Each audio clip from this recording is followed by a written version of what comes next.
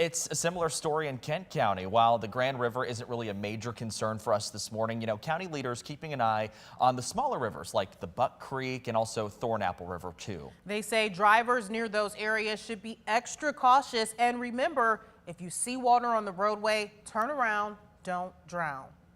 You can't really always tell whether or not the road is still, strong underneath some of that ponding water. So just exercise due caution based on that.